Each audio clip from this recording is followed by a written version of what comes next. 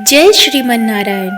श्रीमद् भागवत महापुराण में आप सभी का स्वागत है। आज के इस वीडियो में हम श्रवण करने जा रहे हैं श्रीमद् भागवत महापुराण के 5वें अध्याय का। इस अध्याय में भगवान के यश, कीर्तन की महिमा और देवर्षि नारद जी का पूर्व चरित्र का वर्णन है। श्री सूत जी कहते हैं, तदंतर सुखपूर्वक बैठे हुए वीणा पानी परम यशस्वी देवर्षि नारद ने मुस्कुराकर अपने पास ही बैठे महर्षि व्यास जी से कहा। नारद जी ने प्रश्न किया, महाभाग व्यास जी, आपके शरीर एवं मन दोनों ही अपने कर्म एवं चिंतन से संतुष्ट हैं। अवश्य ही आपकी जिज्ञासा तो भली भांति पूर्ण हो गई है, क्योंकि आपने जो यह महाभारत की रचना की है वह बड़ी ही अद्भुत है। वह धर्म आदि सभी पुरुषार्थों से परिपूर्ण है। सनातन ब्रह्म तत्व को ही आपने खूब विचारा है और जान भी लिया है। फिर भी प्रभु, आप अकृतार्थ पुरुष के समान अपने विषय में शोक क्यों कर रहे हैं? व्यास जी ने कहा, आपने मेरे विषय में जो कुछ कहा है वह सब ठीक ही है। वैसा होने पर भी मेरा हृदय संतुष्ट नहीं है। पता नहीं इसका क्या कारण है। आपका ज्ञान अगाध है। आप साक्षात ब्रह्मा जी के मानस पुत्र हैं, इसलिए मैं आपसे ही इसका कारण पूछता हूँ। नारद जी, आप समस्त गोपनीय रहस्यों को जानते हैं, क्योंकि आपने उस पुराण पुरुष की उपासना की है जो प्रकृति पुरुष दोनों के स्वामी है और असंग रहते हुए भी अपने संकल्प मात्र से गुणों के द्वारा संसार की सृष्टि, स्थिति और प्रलय करते रहते हैं। आप सूर्य की भांति तीनों लोकों में भ्रमण करते रहते हैं और योग बल से प्राणवायु के समान सबके भीतर रहकर अंतःकरणों के साक्षी भी हैं। योगानुष्ठान और नियमों के द्वारा पर ब्रह्म और शब्द ब्रह्म दोनों की पूर्ण प्राप्ति कर लेने पर भी मुझ में जो बड़ी कमी है उसे आप कृपा करके बतलाइए। नारद जी ने कहा, व्यास जी, आपने भगवान के निर्मल यश का गान प्रायः नहीं किया। मेरी ऐसी मान्यता है कि जिससे भगवान संतुष्ट नहीं होते वह शास्त्र या ज्ञान अधूरा है। आपने धर्म आदि पुरुषार्थों का जैसा निरूपण किया है, भगवान श्री कृष्ण की महिमा का वैसा निरूपण नहीं किया। जिस वाणी से चाहे वह रस भाव अलंकार आदि से युक्त ही क्यों ना हो, जगत को पवित्र करने वाले भगवान श्री कृष्ण के यश का कभी गान नहीं होता। वह तो कौओं के लिए उच्छिष्ट फेंकने के स्थान के समान अपवित्र मानी जाती है। मानसरोवर के कमनीय कमल वन में विहरने वाले हंसों की भांति ब्रह्म धामों में विहार करने वाले भगवत चरणारविंद आश्रित परम हंस भक्त कभी उसमें रमण नहीं करते।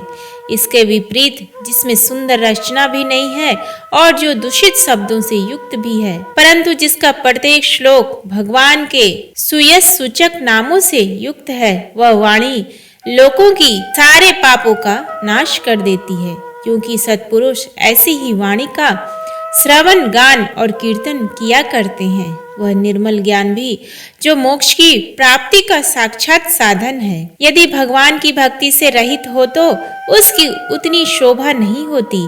फिर जो साधन और सिद्धि दोनों ही दशाओं में सदा ही अमंगल रूप है, वह काम्य कर्म और जो भगवान को अर्पण नहीं किया गया है, ऐसा अहेतुक निष्काम कर्म भी कैसे सुशोभित हो सकता है? हे महाभाग व्यास जी, आपकी दृष्टि अमोघ है, आपकी कीर्ति पवित्र है, आप सत्य परायण एवं दृढ़वत है। इसलिए अब आप संपूर्ण जीवों को बंधन से मुक्त करने के लिए समाधि के द्वारा अचिंत्य शक्ति भगवान की लीलाओं का स्मरण कीजिए। जो मनुष्य भगवान की लीला के अतिरिक्त और कुछ कहने की इच्छा करता है, वह उस इच्छा से ही निर्मित अनेक नाम और रूपों के चक्कर में पड़ जाता है। उसकी बुद्धि भेदभाव भर जाती है। जैसे हवा के झकोरों से डगमगाती हुई डोंगी को कहीं भी ठहरने का ठौर नहीं मिलता, वैसे ही उसकी चंचल बुद्धि कहीं भी स्थिर नहीं हो पाती। संसारी लोग स्वभाव से ही विषयों में फंसे हुए हैं। धर्म के नाम पर अपने उन्हें निंदित सकाम कर्म करने की भी आज्ञा दे दी है। यह बहुत ही उल्टी बात हुई, क्योंकि मूर्ख लोग आपके वचनों से पूर्वोक्त निंदित कर्म को ही धर्म मानकर यही मुख्य धर्म है ऐसा निश्चय करके उसका निषेध करने वाले वचनों को ठीक नहीं मानते। भगवान अनंत है और कोई विचारवान ज्ञानी पुरुष ही संसार की ओर से निवृत्त होकर उनके स्वरूप भूत परमानंद का अनुभव कर सकता है। अतः जो लोग पारमार्थिक बुद्धि से रहित है और गुणों के द्वारा नचाए जा रहे हैं, उनके कल्याण के लिए ही आप भगवान की लीलाओं का सर्वसाधारण के हित की दृष्टि से वर्णन कीजिए।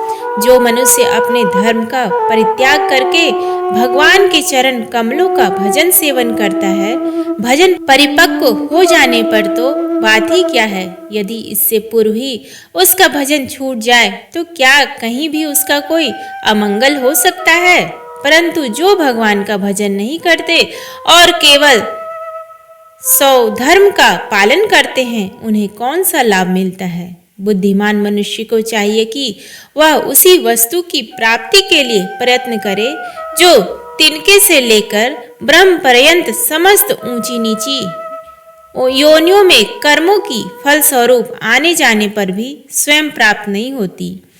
संसार के विषय सुख तो जैसे बिना चेष्टा के दुख मिलते हैं, वैसे ही कर्म के फलस्वरूप में अचिंत्य गति समय के फेर से सबको सर्वत्र स्वभाव से ही मिल जाते हैं। हे व्यास जी, जो भगवान श्री कृष्ण के चरणारविंद का सेवक है, वह भजन न करने वाले कर्मी मनुष्यों के समान दैवात कभी बुरा भाव हो जाने पर भी जन्म मृत्यु में संसार में नहीं जाता। वह भगवान के चरण कमलों के आलिंगन का स्मरण करके फिर उसे छोड़ना नहीं चाहता। उसे रस का चस्का जो लग चुका है, जिनसे जगत की उत्पत्ति स्थिति और प्रलय होते हैं, वे भगवान ही इस विश्व के रूप में भी है। ऐसा होने पर भी वे इससे विलक्षण है, इस बात को आप स्वयं जानते हैं। तथापि मैंने आपको संकेत मात्र कर दिया है। हे व्यास जी, आपकी दृष्टि अमोघ है। आप इस बात को जानिए कि आप पुरुषोत्तम भगवान के कलावतार हैं। आपने अजन्मा होकर भी जगत के कल्याण के लिए जन्म ग्रहण किया है, इसलिए आप विशेष रूप से भगवान की लीलाओं का कीर्तन कीजिए। विद्वानों ने इस बात का निरूपण किया है कि मनुष्य की तपस्या, वेदाध्ययन, यज्ञानुष्ठान, स्वाध्याय, ज्ञान और दान का एकमात्र प्रयोजन यही है कि पुण्य कीर्ति श्री कृष्ण के गुणों और लीलाओं का वर्णन किया जाए। हे मुने, पिछले कल्प में अपने पूर्व जीवन में मैं वेदवादी ब्राह्मणों की एक दासी का लड़का था। वे योगी वर्षा ऋतु में एक स्थान पर चातुर्मास्य कर रहे थे। बचपन में मैं ही उनकी सेवा में नियुक्त कर दिया गया था। मैं यद्यपि बालक था, फिर भी किसी प्रकार की चंचलता नहीं करता था। जितेंद्रिय था, खेल कूद से दूर रहता था और आज्ञानुसार उनकी सेवा करता था। मैं बोलता भी बहुत कम था। मेरे इस शील स्वभाव को देखकर समदर्शी मुनियों ने मुझ सेवक पर अत्यंत अनुग्रह किया। उनकी अनुमति प्राप्त करके बर्तनों में लगा हुआ जूठन मैं एक बार खा लिया करता था। इससे मेरे सारे पाप धुल गए। इस प्रकार उनकी सेवा करते करते मेरा हृदय शुद्ध हो गया और वे लोग जैसा भजन पूजन करते थे, उसी में मेरी भी रुचि हो गई। हे प्यारे व्यास जी, उस सत्संग में उन लीला गान परायण महात्माओं के अनुग्रह से मैं प्रतिदिन श्री कृष्ण की मनोहर कथाएं सुना करता। श्रद्धा पूर्वक एक एक पद श्रवण करते करते प्रिय कीर्ति भगवान में मेरी रुचि हो गई। हे महामुने, जब भगवान में मेरी रुचि हो गई, तब उन मनोहर कीर्ति प्रभु में मेरी बुद्धि भी निश्चल हो गई। उस बुद्धि से मैं इस संपूर्ण सत और असत रूप जगत को अपने पर ब्रह्म स्वरूप आत्माओं में माया से कल्पित देखने लगा। इस प्रकार शरद और वर्षा इन दो ऋतुओं में तीनों समय उन महात्मा मुनियों ने श्री हरि के निर्मल यश का संकीर्तन किया और मैं प्रेम से प्रत्येक बात सुनता रहा।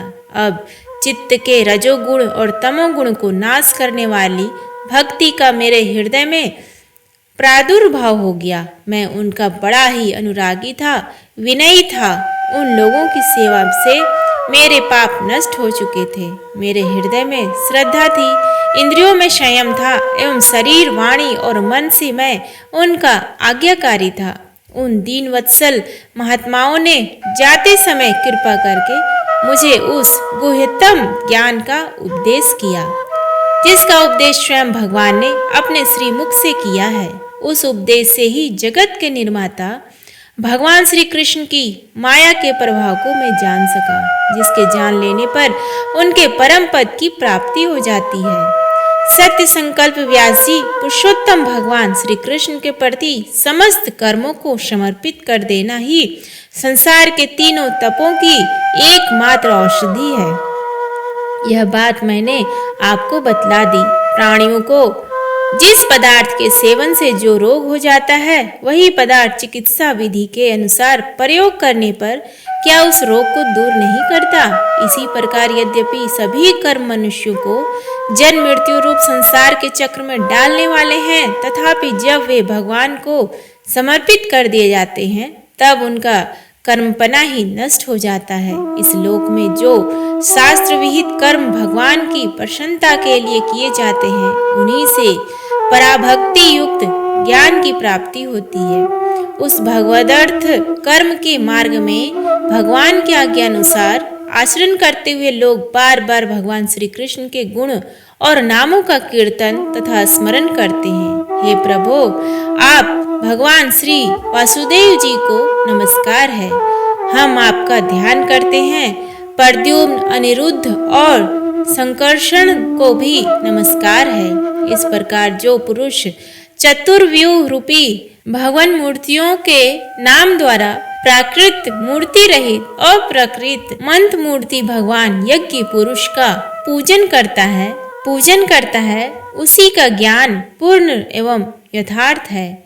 हे ब्राह्मण, जब मैंने भगवान की आज्ञा का इस प्रकार पालन किया, तब इस बात को जानकर भगवान श्री कृष्ण ने मुझे आत्मज्ञान, ऐश्वर्य और अपनी भाव रूपा प्रेमा भक्ति का दान किया। हे व्यास जी, आपका ज्ञान पूर्ण है। आप भगवान की ही कीर्ति का, उनकी प्रेममयी लीला का वर्णन कीजिए। उसी से बड़े बड़े ज्ञानियों की भी जिज्ञासा पूर्ण होती है। जो लोग दुखों के द्वारा बार बार रौंदे जा रहे हैं, उनके दुख की शांति इसी से हो सकती है और कोई उपाय नहीं है। प्रेम से बोलिए भगवान श्री कृष्ण की जय। धन्यवाद।